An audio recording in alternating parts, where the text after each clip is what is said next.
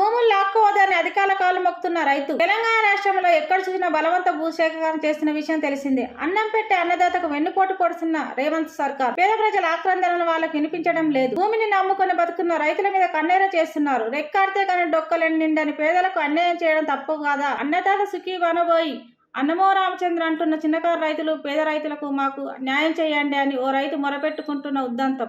నారాయణపేట జిల్లా కానుకుర్తి రిజర్వాయర్ కోసం దామర్గిద్ద గ్రామంలో బలవంత భూసేకరణ ఆపాలని సర్వే చేయడానికి వచ్చిన రెవెన్యూ సిబ్బంది రైతు తమ భూములు లాక్కుంటే ఆత్మహత్య చేసుకుంటానని పురుగుల మందు డబ్బాతో రైతుల నిరసన. మా మాట వినండి సార్, కన్నీళ్లు పెట్టుకుంటా రైతు, మీరే చూడండి.